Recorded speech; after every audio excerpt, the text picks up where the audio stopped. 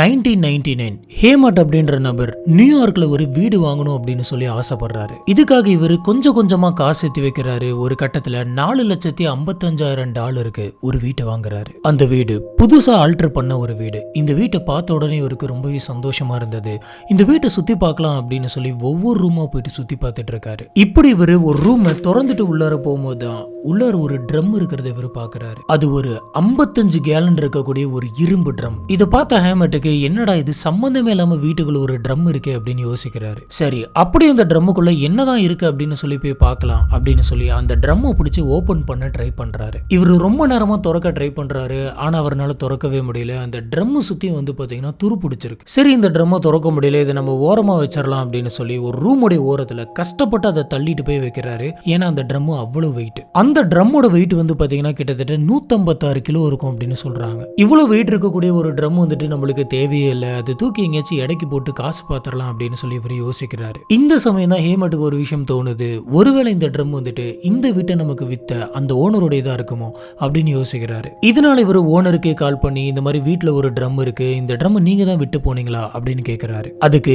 இந்த வீட்டோட முன்னாடி ஓனர் என்ன சொல்றாரு அப்படின்னு பாத்தீங்கன்னா, இந்த ட்ரம் என்னோடது கிடையாது. சொல்ல போனா நான் அந்த வீட்டை வாங்கினப்பே அந்த ட்ரம் பாத்தீங்கன்னா அந்த வீட்டுக்குள்ளதான் இருந்தது. நான் அந்த ட்ரம் பத்தி பெருசா எதுவும் கண்டுக்கல அப்படின்னு சொல்றாரு. மேற்கொண்டு அந்த ட்ரம் எனக்கு வேணாம், உங்களுக்கு வேணும் அப்படின்னு சொன்னா நீங்க வச்சுக்கோங்க அப்படின்னு சொல்றாரு. இதுக்கப்புறமா ஹேமட் சரி இந்த ட்ரம் வெளியில கொண்டு போயிட்டு எடைக்கு போட்டலாம் அப்படின்னு நினைக்கிறாரு. ஆனா அதுக்கு முன்னாடி அந்த ட்ரம்முக்குள்ள அப்படி என்ன இருக்கு அப்படின்ற ஆர்வம் இவருக்கு அதிகமா இருந்தது. அதனால இவரு அந்த ட்ரம்மை திறக்கலாம் அப்படின்னு முடிவு பண்றாரு. அந்த ட்ரம்முக்கு பக்கத்துல போய் நின்று அந்த ட்ரம்மை தூசி தட்டுறாரு. இப்படி இவரு டஸ்டெல்லாம் கிளியர் பண்ணிட்டு இருந்த அந்த சமயம் பாத்தீங்கன்னா உள்ளார கெமிக்கல் அப்படின்னு ஏதோ ஒன்று எழுதியிருக்கு. இதை பார்த்த உடனே இவருக்கு ஒருவேளை உள்ளார எதனாச்சும் கெமிக்கலா இருக்குமோ அப்படின்னு சொல்லி இவர் பயப்படுறாரு. பல வருஷமா இந்த கெமிக்கல் இந்த ட்ரம்முக்குள்ளே இருந்திருக்கு. நம்ம திறக்கிற நேரம் பார்த்து எதனாச்சும் வெடிச்சிருச்சுனாலோ இல்ல எதனாச்சும் ஆயிருச்சுனாலோ என்ன பண்றது அப்படின்ற பயத்துல சரி இப்போதைக்கு இதை திறக்க வேணாம் அப்படின்னு சொல்லி அந்த ட்ரம்மை அவங்க வீட்டுல இருக்கக்கூடிய ஒரு ரூம் மூலையிலேயே வச்சிடறாரு. இப்ப இவர் அவரோட குடும்பத்தோட சந்தோஷமா வாழ்ந்துட்டு இருக்காரு. நாட்கள் போயிட்டே இருக்கு. ஆனாலும் அவரோட மனசுல அந்த ட்ரம்மை பாக்குறப்பல அந்த ட்ரம்முக்குள்ள என்ன இருக்கும் அப்படின்னு சொல்லி உறுத்தலாவே இருந்தது. இதனால இவர் செப்டம்பர் 2, 1999 ப்ரீவியஸ் ஓனருக்கே மறுபடியும் கால் போடுறாரு. இப்ப இந்த ட்ரம் என்ன பண்றது, இதை தூக்கி எடைக்கு போடலாம் அப்படின்னு பார்த்தாலும் ஓவர் வெயிட்டா இருக்கு, இதை தூக்கிட்டு போகவே முடியல, ரொம்ப கஷ்டமா இருக்கு. அதுவும் போக இந்த ட்ரம்முக்குள்ள என்ன இருக்குதுன்னே தெரியல அப்படின்ற மாதிரிலாம் பேசிட்டு இருக்காரு. பத்தாததுக்கு உள்ள கெமிக்கல்னு வேற எழுதியிருக்கு, அதான் எனக்கு பயமா இருக்கு அப்படின்னு சொல்லிட்டு இருக்க. ஒரு கட்டத்துல இந்த கான்வர்சேஷன் ரெண்டு பேருமே திறந்து பார்க்கலாம் அப்படின்னு போகுது. இப்போ அந்த முன்னாள் ஓனர் என்ன சொல்றாரு அப்படின்னு பாத்தீங்கன்னா, வெயிட் பண்ணுங்க நான் உங்க வீட்டுக்கு வரேன், ரெண்டு பேரும் சேர்ந்து திறக்கலாம் அப்படின்னு சொல்றாரு. இப்ப அந்த ஓனரும் வீட்டுக்கு வர இவங்க ரெண்டு பேருமே அந்த ட்ரம்மை திறக்கலாம் அப்படின்னு ட்ரை பண்றாங்க. முதல்ல அந்த ட்ரம்முக்குள்ள தண்ணி மாதிரி எதனாச்சும் இருக்கா இல்ல உள்ள என்ன இருக்கு அப்படின்னு சொல்லி ஆட்டி பார்க்கலாம் அப்படின்னு அந்த ட்ரம்மை பிடிச்சி இவங்க ஆட்டி பார்க்கறாங்க. ஏதோ அந்த ட்ரம்முக்குள்ள நகர்ற மாதிரி இருக்கு, ஆனா என்ன நகருது அப்படின்னு சொல்லி அவங்களுக்கு தெரியல. சரி திறந்துடலாம் அப்படின்னு சொல்லி ரெண்டு பேருமே சேர்ந்து அவங்க கிட்ட இருக்கக்கூடிய எக்யூப்மெண்ட்ஸ் எல்லாம் வச்சு அந்த ட்ரம் ஓபன் பண்றாங்க. இப்படி ஓபன் பண்ணி பார்த்தா உள்ளார ஏதோ பிளாஸ்டிக் கவர் மாதிரி இருந்திருக்கு, பயங்கரமா வாடை அடிச்சிருக்கு. அப்படி உள்ள என்ன இருக்கு அப்படின்னு சொல்லி இவங்க நல்லா பார்த்திருக்காங்க. அந்த ட்ரம்முக்குள்ள ஒரு பொண்ணு இப்படி உட்கார்ந்த நிலைமையில் இருந்திருக்கு. பல வருஷமா அந்த பொண்ணுடைய சடலம் அந்த ட்ரம்முக்குள்ளே இருந்ததுனால அது ரொம்பவே மோசமா அழுகி போயிருக்கு. அந்த ட்ரம்முக்குள்ள அந்த பொண்ணு கூடவே இந்த கேஸை சால்வ் பண்ற மாதிரியான சில எவிடன்ஸும் இருக்கு. இப்ப நாம அந்த ட்ரம்முக்குள்ள இருந்த அந்த பொண்ணு யாரு, அவங்க எப்படி இறந்தாங்க, அவங்களை யாரு கொலை பண்ணாங்க, இது எப்படி போலீஸ் ஆபீசர்ஸ் கண்டுபிடிச்சாங்க அப்படின்றத பார்க்க போறோம். ஹலோ ஃப்ரெண்ட்ஸ், நான் உங்க சாமி. Welcome to the spot.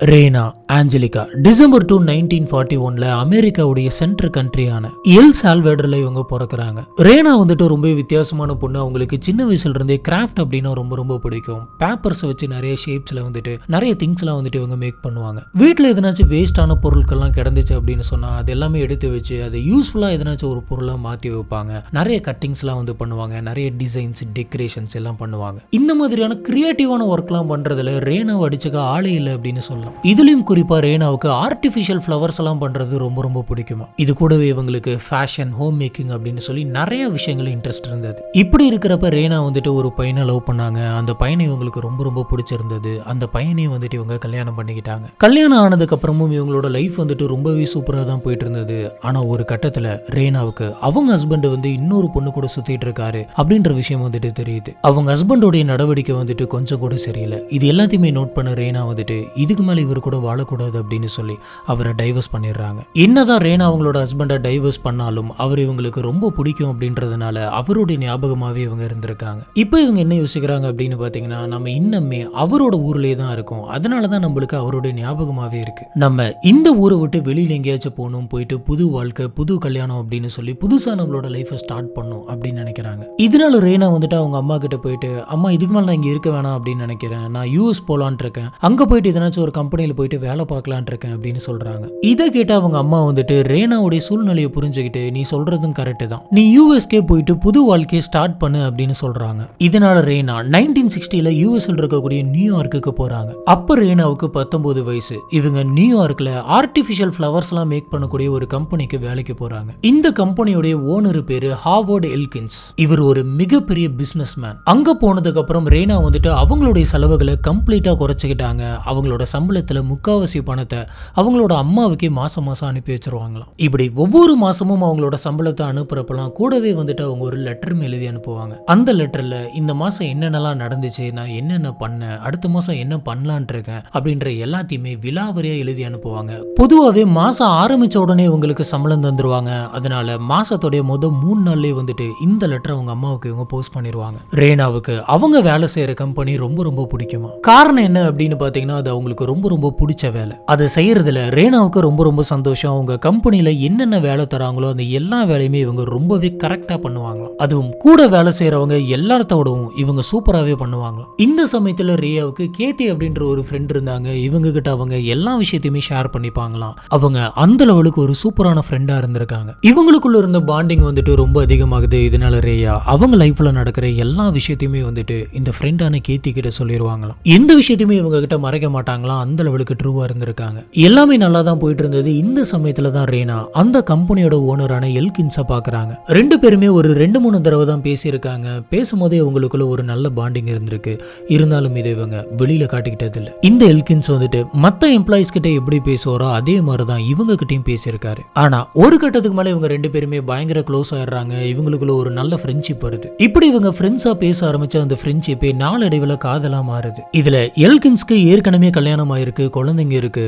ஆனா அவரு சின்ன ஒரு சண்டையில அவங்க ஒய்ஃப் விட்டு பிரிஞ்சிருக்காரு. என்னதான் இவங்க 2 பேரும் பிரிஞ்சு தனித்தனியா வாழ்ந்துட்டு இருந்தாலும் இவங்களுக்குள்ள டைவர்ஸ் வாங்கல. இந்த விஷயம் வந்துட்டு ரேனாவுக்கு தெரிய வருது. தெரிய வந்ததுக்கு அப்புறமா டைவர்ஸே ஆகாம இருக்கக்கூடிய ஒரு நபரை நம்ம இந்த மாதிரி லவ் பண்ணிட்டு இருக்கோமே, இது ரொம்ப தப்பு. அதனால இதுக்கு மேல நம்ம எல்கின்ஸ் கிட்ட இருந்து கொஞ்சம் தள்ளி தான் இருக்கணும் அப்படின்னு நினைக்கிறாங்க. இந்த சமயத்துல எல்கின்ஸ் வந்து ரேனா கிட்ட என்ன சொல்றாரு அப்படின்னு பாத்தீங்கன்னா, எனக்கு என்னோட ஒய்ஃபுக்கும் இடையில எக்கச்சக்கமான சண்டைகள் போயிட்டு இருக்கு. இதுக்கு மேல நாங்க சேர்றதுக்கு வாய்ப்பே கிடையாது. நானே டைவர்ஸ் பண்ணலாம் அப்படின்னு சொல்லி தான் பாத்துக்கிட்டு இருக்கேன். இன்னும் கொஞ்ச நாள்ல கண்டிப்பா நான் அவளை டைவர்ஸ் பண்ணிட்டு உன்னையே கல்யாணம் பண்ணிக்கிறேன் அப்படின்ற மாதிரி சொல்றாரு. கூடவே இந்த சமயம் நீ தான் வந்துட்டு எனக்கு ஆறுதலா இருக்க, நான் உன் மேல பயங்கரமா பாசம் வச்சிருக்கேன் அப்படின்ற மாதிரி பயங்கரமா பேசுறாரு. இதெல்லாம் கேட்ட ரேனா வந்துட்டு, நம்ம மேல ஒருத்தர் வந்து உயிருக்கு உயிரா இருக்காரு, இந்த லெவலுக்கு பாசத்தை இது வரைக்கும் யாருமே நம்ம மேல காட்டினது இல்ல, நம்ம இவரை விட்டுட்டு போக கூடாது, இவர் சொன்ன மாதிரி இவர் சீக்கிரமா டைவர்ஸ் பண்ணிடுவாரு, அதுக்கப்புறம் நம்ம கல்யாணம் பண்ணிக்கலாம் அப்படின்ற மாதிரி யோசிக்கிறாங்க. இதுக்கப்புறமா இவங்க 2 பேருமே உயிருக்கு உயிரா லவ் பண்றாங்க. ஆனா இந்த லவ் மேட்டர் வந்துட்டு வெளியில் இருக்கக்கூடிய யாருக்குமே தெரிய வேணாம் அப்படின்னு சொல்லி எல்கின் சொல்றாரு. நான் சீக்கிரமாவே உன்னை கல்யாணம் பண்ணிக்கிறதுக்கு ஒரு டேட் சொல்லுவேன், அது வரைக்குமே இந்த விஷயம் யாருக்குமே தெரியக்கூடாது, முக்கியமா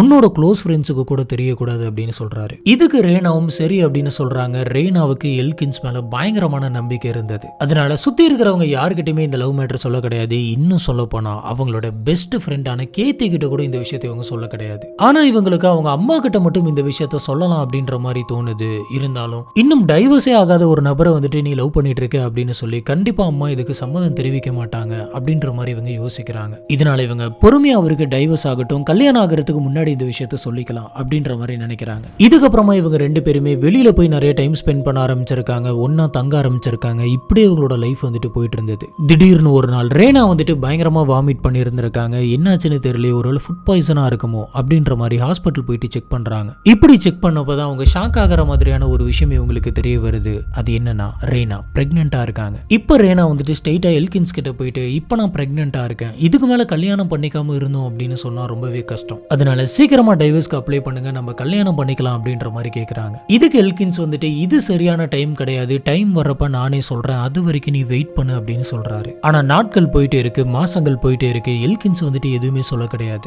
ரேனாவும் பிரெக்னெண்டா இருக்கிறதுனால ஒரு 8வது 9வது மாசத்துல வயிறு ரொம்பவே பெருசாகுது. இப்படியே நம்ம வேலைக்கு வந்தோம் அப்படின்னு சொன்னா நம்ம பிரெக்னெண்டா இருக்கோம் அப்படின்ற விஷயம் வந்துட்டு சுத்தி இருக்கிற எல்லாருக்குமே தெரிஞ்சிரும் அப்படின்னு சொல்லி அவங்க வீட்டு விட்டே வெளியில போகாம வீட்டுக்குள்ளேயே இருக்கிறாங்க. ஆனா இன்னும் கொஞ்ச நாள்ல குழந்தை பிறந்துரும். குழந்தை பிறந்ததுக்கு அப்புறமும் இப்படியே வீட்டுக்குள்ள இருக்க முடியாது அப்படின்னு சொல்லி ரேனா எல்கின்ஸ் கிட்ட மறுபடியும் போயிட்டு பேசுறாங்க. இங்க பாரு, இப்பயே 9 மாசம் ஆயிருச்சு, இன்னும் கொஞ்ச நாள்ல குழந்தை பிறக்க போது, இதுக்கு மேல என்னால வெயிட் பண்ண முடியாது, நீயே எல்லார்கிட்டையும் இந்த விஷயத்த சொல்லிடு, அப்படி நீ சொல்லல அப்படின்னா நான் சொல்லிடுறேன் அப்படின்னு சொல்றாங்க. அதுக்கு எல்கின்ஸ் வந்துட்டு அமைதியாரு, கொஞ்சம் வெயிட் பண்ணு அப்படின்னு சொல்ல, இதுக்கு மேல வெயிட் பண்ண முடியாது, உன்னை நான் நம்புற மாதிரியும் இல்ல, சீக்கிரமா நீ ஒரு முடிவிடு அப்படின்னு சொல்றாங்க. இதை கேட்ட எல்கின்ஸ்க்கு பயங்கரமா கோவம் வருது. எதனால இப்படி என்ன டார்ச்சல் பண்ற, எனக்கு தோணும் போது நான் சொல்றேன் அப்படின்னு சொல்லி பயங்கரமா திட்டிட்டு அவர் அந்த இடத்தை விட்டு கிளம்பிடுறாரு. இது வரைக்கும் ரேனா கிட்ட எல்கின்ஸ் வந்துட்டு இந்த மாதிரி கோவமா பேசினதே கிடையாது. இதுதான் ஃபர்ஸ்ட் டைம். எப்ப ரேனா வந்துட்டு பிரெக்னெண்டா இருக்காங்க அப்படின்ற விஷயம் இவருக்கு தெரிய வந்ததோ அப்பையில இருந்து இவர் வந்துட்டு அவாய்ட் பண்ண ஆரம்பிச்சிருக்காரு. சரியா பார்க்க வர்றதில்ல, போன் பண்ண அட்டன் பண்றதில்ல, அப்படியே அட்டன் பண்ணாலும் திரும்ப திரும்ப போன் பண்ணாத, எனக்கு ஒரு முக்கியமான வேலை இருக்கு, நான் அதுக்கு தான் பார்த்துட்டு இருக்கேன் அப்படின்ற மாதிரி சொல்லிட்டு அந்த போனை கட் பண்ணிடுவார்.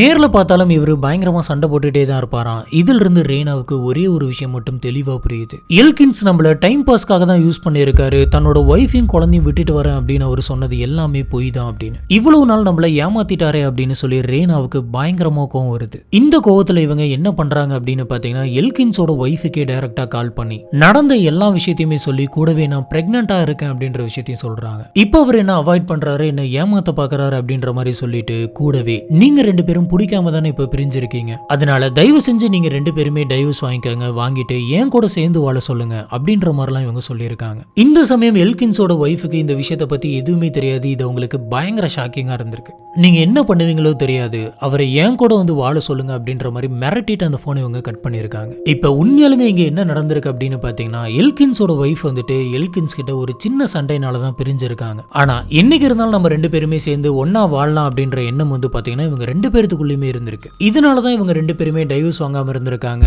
ஆனா எல்கின்ஸோட ஒய்ஃபுக்கு இப்ப இந்த விஷயம் தெரிய வந்ததுக்கு அப்புறமா எல்கின்ஸ் இவங்களுக்கு உண்மையாலுமே பிடிக்காம போயிடுது. இதுக்கு மேல இவங்க கூட இருக்க கூடாது அப்படின்னு சொல்லிட்டு இவங்க டைவர்ஸ் அப்ளை பண்றாங்க. இவங்க 2 பேருக்கு நடுவில் டைவர்ஸ் ஆகுது. இந்த விஷயத்தை எல்கின்ஸ்னால கொஞ்சம் கூட ஏத்துக்கவே முடியல. காரணம் என்ன அப்படின்னு கேட்டீங்கன்னா, எல்கின்ஸ்க்கு அவரோட ஒய்ஃபை ரொம்ப ரொம்ப பிடிக்கும். இதனால இவருக்கு பயங்கரமா கோவம் வருது. இந்த கோவம் எல்லாமே வந்து பாத்தீங்கன்னா ரேனா மேல திரும்புது. ரேனாவுக்கு இவர் கால் பண்றாரு. அந்த காலை ரேனா எடுக்கிறாங்க. நீ என்ன நினைச்சிட்டு இருக்க, உனக்கு என்ன வேணும் அப்படின்னு சொல்லி பயங்கரமா திட்டுறாரு. திட்டிட்டு, இதுக்கு மேல என்னோட வாழ்க்கையில் நீ குறுக்க வராத, மீறி வந்த அப்படின்னு சொன்னா நீ உன் வாழ்க்கையில ரொம்ப மோசமான விளைவுகள் எல்லாம் சந்திக்க வேண்டியது வரும், அதனால நீயே வேலைக்கு போயிடு, மேற்கொண்டு இந்த மாதிரி நீ எதனாச்சும் பண்ணிட்டு இருந்த அப்படின்னு சொன்னா உன நான் கொலையே பண்ணிடுவேன் அப்படின்னு சொல்லி மிரட்டுறாரு. இதை கேட்டு ரேனாவுக்கு ரொம்பவே பயமா இருந்திருக்கு. ஏன்னா அவர் சொன்ன விதம் அப்படி. ஒருவேளை இவர் சொன்ன மாதிரி நம்மள உண்மையாலுமே கொலை பண்ணிடுவாரோ, வயிற்றுல இப்ப நம்ம ஒரு குழந்தைய வச்சிருக்கோம் அப்படின்னு சொல்லி இவங்க பயப்படுறாங்க. சரி, இதை பத்தி நம்ம யாருக்கிட்டையாச்சும் சொல்லலாம் அப்படின்னு சொல்லி இவங்களுக்கு தோணுது. இதனால இவங்க கேத்தி கிட்ட நடந்த எல்லா விஷயத்தையுமே சொல்றாங்க. இப்ப ரேனாவை பார்த்து கேத்தி வந்துட்டு பயங்கரமா ஷாக் ஆகுறாங்க. இன்னும் நீ பிரெக்னெண்டா இருக்க அப்படின்னு சொல்லி கேட்கறாங்க. இவங்க நடந்த எல்லா விஷயத்தையுமே சொல்றாங்க.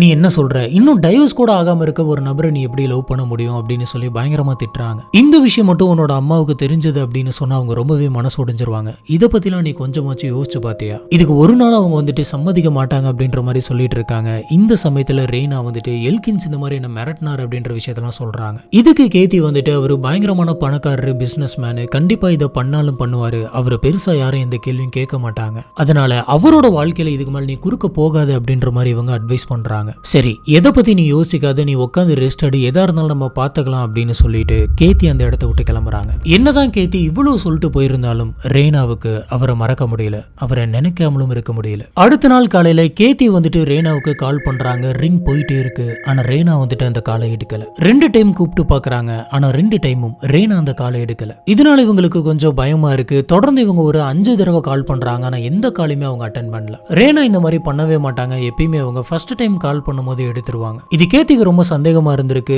ஒருவேளை ரேனாவுக்கு எதனாச்சும் டெலிவரி பெயின் வந்துருச்சோ அப்படின்னு சொல்லி இவங்க பயப்படுறாங்க. உடனடியே அவங்க வீட்டுக்கு போய் பாக்குறாங்க. வீட்டுக்கு போய் பார்த்தப்ப அந்த வீட்டோட கதவு வந்துட்டு திறந்திருந்தது. என்னது இது, வீட்டோட கதவு திறந்திருக்கே அப்படின்னு சொல்லி இவங்க யோசிச்சுக்கிட்டே உள்ளார போய் பாக்குறாங்க. உள்ளார எங்கேயுமே ரேனா இல்ல. ஒருவேளை பிரெக்னன்சி பெயின் தான் வந்து அவங்க ஹாஸ்பிட்டல் போயிருப்பாங்களோ அப்படின்ற மாதிரி யோசிச்சுக்கிட்டு அந்த ஏரியாவில் இருக்கக்கூடிய எல்லா ஹாஸ்பிட்டலுக்கும் ஹாஸ்பிட்டலா ஏறி போய் பாக்குறாங்க. ஆனா ரேனா இருந்த அந்த வீட்டுல வந்து பாத்தீங்கன்னா அவங்களோட ட்ரெஸ், திங்ஸ் அப்படின்னு சொல்லி எல்லாமே அப்படியே அங்கே தான் இருந்திருக்கு. கேத்திக்கு போய் என்ன பண்றது அப்படின்னு தெரியல. இவங்க ஹாஸ்பிட்டல் மட்டும் இல்லாம அந்த ஏரியாவில் இருக்கக்கூடிய பல இடங்களுக்கு போயிட்டு இவங்களை தேடி பார்த்திருக்காங்க. இவங்க காணாம போயிட்டாங்க அப்படின்னு சொல்லி கேத்தி போலீஸ் ஸ்டேஷன் போயிட்டு கம்ப்ளைண்ட் பண்றாங்க. அதுக்கு மேல அவங்க அம்மா கிட்டயும் ரேனா வந்துட்டு காணாம போயிட்டா அப்படின்ற விஷயத்தை தெரியப்படுத்துறாங்க. இது ரேனாவோட அம்மாவுக்கு பயங்கர கஷ்டமா இருந்திருக்கு. நம்மளோட பொண்ணு எங்க போனானே தெரியல அப்படின்னு சொல்லி இவங்க ரொம்பவே மனசு உடைஞ்சு போறாங்க. இருந்தாலும் என்னைக்கு என்னைக்காவது ஒரு நாள் நம்மளோட பொண்ணு ரேனா வந்துட்டு நம்மள பார்க்க வருவா அப்படின்னு சொல்லி இவங்க காத்துட்டு இருக்காங்க. நாட்கள் வந்து வாரங்கள் ஆகுது, வாரங்கள் வந்து மாசங்கள் ஆகுது, இப்படி பல வருஷம் போகுது. ஆனா ரேனா மட்டும் கிடைக்கவே இல்லை. 30 வருஷம் போகுது. இவங்களை பத்தின எந்த ஒரு தகவலும் கிடைக்கல. இவங்களுக்கு என்னாச்சு, இவங்க உயிரோட இருக்காங்களா இல்லையான்னு கூட யாருக்கும் தெரியாது. இந்த சமயம் தான் அந்த 30 வருஷம் கழிச்சு 1999ல ஹேமட் அப்படின்ற ஒரு நபர் வந்துட்டு ஒரு வீட்டை வாங்குறாரு. இதுக்கப்புறம் தான் நம்ம ஆரம்பத்திலே பார்த்த மாதிரி அந்த ட்ரம் ஓபன் பண்றாங்க. பண்ணப்ப உள்ளார ஒரு பொண்ணு வந்துட்டு ரொம்பவே மோசமா அழுகி போன நிலைமையில கடந்திருக்கு. இதை பார்த்து பயந்து போன இவங்க 2 பேருமே வந்துட்டு போலீஸ் ஆபீசர்ஸ்க்கு கால் பண்றாங்க. போலீஸ் ஆபீசர்ஸ் அடுத்த கொஞ்ச நேரத்துல அந்த இடத்துக்கு வராங்க. வந்து அந்த ட்ரம்முக்குள்ள அழுகி போன நிலைமையில கிடக்கிற அந்த பொண்ணுடைய சடலத்தை வெளியில எடுத்து அது பிரேத பரிசோதனைக்கு அனுப்பி வைக்கிறாங்க. இதை டெஸ்ட் பண்ணப்ப இந்த பாடி வந்து பாத்தீங்கன்னா ரொம்பவே மோசமான நிலைமையில இருந்திருக்கு. இந்த சடலம் இருந்த அந்த ட்ரம்முக்குள்ள வந்து பாத்தீங்கன்னா இவங்களுக்கு இன்னும் சில பொருட்கள்லாம் வந்து கிடைச்சிருக்கு. ஒரு பக்கம் போலீஸ் ஆபீசர்ஸ்லாம் அந்த ட்ரம்முக்குள்ள என்னென்ன பொருள் இருக்கு அப்படின்னு சொல்லி பார்த்து அதை எடுத்து வச்சிட்டு இருக்க அந்த சமயம் இவங்களுடைய சடலத்தை வந்து டெஸ்ட் பண்ணி பாக்குறாங்க. இப்படி டெஸ்ட் பண்ணி பார்த்ததுல டாக்டர்ஸ்க்கு பயங்கர ஷாக்கிங்கான ஒரு விஷயம் தெரிய வருது. அது என்னன்னா இந்த பொண்ணு இறந்து போயிட்டு 30 வருஷமா அந்த ட்ரம்முக்குள்ள இருந்திருக்கு அப்படின்னு. அதை விட ஷாக்கிங்கான ஒரு விஷயம் என்ன அப்படின்னு பாத்தீங்கன்னா டெஸ்ட் பண்ணி பார்த்ததுல அந்த பொண்ணோட வயிற்றுக்குள்ள 9 மாசமான முழுசா வளர்ந்த இன்னும் கொஞ்ச நாளே பிறக்கிறதுக்கு இருந்த ஒரு ஆண் குழந்தையும் இருக்கு அப்படின்றது தெரியுது. இப்ப போலீஸ் ஆபீசர்ஸ் அந்த ட்ரம்முக்குள்ள நிறைய பொருள் இருக்கு அப்படின்னு சொல்லி அந்த ட்ரம் அப்படி தலைகீழ கமுத்துறாங்க. இப்ப அதுல என்ன கிடைச்சிருக்கு அப்படின்னு பாத்தீங்கன்னா ஆர்டிபிஷியல் பிளாஸ்டிக் பிளான்டோட ஸ்டெம் ஒன்னு கிடைச்சிருக்கு. கூடவே இந்த பீன் பேக்குள்ள இந்த ஒயிட் கலர் பீன்லாம் இருக்கும் பாத்தீங்களா, அந்த மாதிரி நிறைய ஸ்டஃப் பண்ணிருக்கு. இதுல இவங்களுக்கு 2 ரிங் மாதிரியான ஆர்னமெண்ட்ஸ் கிடைச்சிருக்கு. அதுல MHR அப்படின்னு சொல்லி எழுதியிருக்கு. கூடவே இன்னொரு வேலட்டும் கிடைச்சிருக்கு. அந்த வேலட்ல சின்னதா to Patrice love uncle Phil அப்படின்னு போட்டிருக்கு. இது கூட இவங்களுக்கு சின்னதா ஒரு புக்கு கிடைச்சிருக்கு. கீழே வந்து கிரீன் கலர்ல டை மாதிரி இருந்திருக்கு. அது பிசு பிசுன்னு இருந்திருக்கு. அந்த சின்ன புக்குக்குள்ள நிறைய டீடைல்ஸ் வந்துட்டு எழுதப்பட்டிருக்கு. ஆனா அதுல என்ன எழுதிருக்கு அப்படின்னு சொல்லி ஒண்ணுமே தெரியல. இவ்வளவு வருஷம் இருந்ததுனால அது கம்ப்ளீட்டா மக்கி போயிருக்கு. போலீஸ் ஆபீசர்ஸ் அந்த புக்கை செக் பண்ணா எதனாச்சும் எவிடன்ஸ் கிடைக்குமா அப்படின்னு சொல்லி செக் பண்ணி பாக்குறாங்க. ஆனா பல வருஷம் இந்த மாதிரி அந்த புக்கு ரொம்பவே மக்கி போன நிலைமையில் இருந்ததுனால கூடவே அந்த ட்ரம்முக்குள்ள இருந்த அந்த டை கெமிக்கல்ஸ் எல்லாம் வந்துட்டு அந்த புக் மேல பட்டதுனாலையும் அந்த இன்கை வந்துட்டு இந்த டைலாம் வந்து அழிச்சிருது. இதனால இவங்களுக்கு அந்த புக்ல என்ன எழுதிருக்கு அப்படின்னு சொல்லி எதுவுமே தெரியல. போலீஸ் ஆபீசர்ஸ் லேட்டஸ்டா இருக்கக்கூடிய டெக்னாலஜிஸ் வச்சு ஒவ்வொரு பேஜா லைட்டிங்லாம் வந்துட்டு கொடுத்து அதுல என்ன எழுதிருக்கு அப்படின்னு சொல்லி கண்டுபிடிக்க ரொம்பவே கஷ்டப்பட்டு முயற்சி பண்ணிட்டு இருந்தாங்க.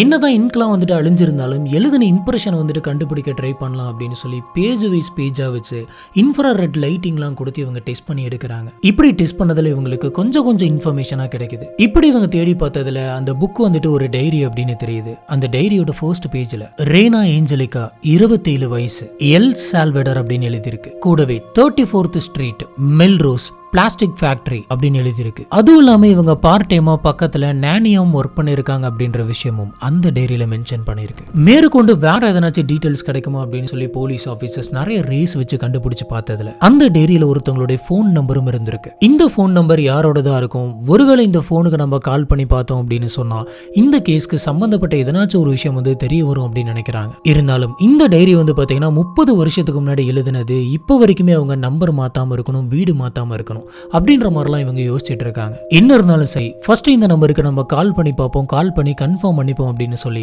அந்த நம்பர் இவங்க டயல் பண்ணி போன் எடுத்து காதுல வைக்கிறாங்க. அந்த போன் வந்துட்டு ரிங் ஆயிட்டு இருக்கு. அப்படின்னா அந்த நபர் வந்துட்டு 30 வருஷமா வீட்டையும் மாத்தாம நம்பரையும் மாத்தாம அங்கேயே இருந்திருக்கணும். டக்குன்னு ஒருத்தவங்க போன் அட்டன் பண்றாங்க. போன் அட்டன் பண்ணி நான் கேத்தி பேசுறேன், சொல்லுங்க உங்களுக்கு என்ன வேணும் அப்படின்னு கேட்கறாங்க. இப்போ இவங்க உங்களுக்கு ரேனா அப்படின்னு சொல்லி யாராச்சும் தெரியுமா அப்படின்னு சொல்லி நடந்த எல்லா விஷயத்தையும் சொல்றாங்க. இந்த மாதிரி சடலமா நாங்க ஒரு பொண்ணு மீட் எடுத்திருக்கோம், அந்த பொண்ணு பிரெக்னெண்டா இருக்கா அப்படின்ற விஷயத்தையும் சொல்றாங்க. இது ஃபர்ஸ்ட் கேட்ட கேத்திக்கு ஒண்ணுமே புரியல. அவங்க பயங்கரமா ஷாக் ஆகுறாங்க. இவங்க போலீஸ் ஆபீசர்ஸ் கிட்ட 30 வருஷத்துக்கு முன்னாடி நானும் அந்த பொண்ணு ஃப்ரெண்ட்ஸா இருந்தோம். இந்த ரேனா எல்கின்ஸ் அப்படின்ற ஒரு நபருக்கு பயந்துகிட்டே ஏதோ ஒரு இடத்துல சந்தோஷமா இருக்கா அப்படின்னு சொல்லி நான் நினைச்சுக்கிட்டு இருந்தேன். ஆனா இப்படி 30 வருஷத்துக்கு முன்னாடி அவ இறந்து போயிருப்பா அப்படின்ற விஷயத்தை என்னால கொஞ்சம் கூட ஏத்துக்கவே முடியல. நான் அவளை கடைசியா 1969ல தான் பார்த்தேன் அப்படின்னு இவங்க சொல்றாங்க. உடனே போலீஸ் ஆபீசர்ஸ் வந்துட்டு இந்த எல்கின்ஸ் யாரு அப்படின்னு கேக்குறாங்க. இதுக்கு ரேனா வந்துட்டு நடந்த எல்லா விஷயத்தையுமே சொல்றாங்க. போலீஸ் ஃபர்ஸ்ட் அந்த ட்ரம்முக்குள்ள கிடைச்ச அந்த சடலம் வந்துட்டு ரேனாவோட தானா அப்படின்னு சொல்லி கன்ஃபார்ம் பண்றதுக்காக டிஎன்ஏ டெஸ்ட் எடுத்து பாக்குறாங்க.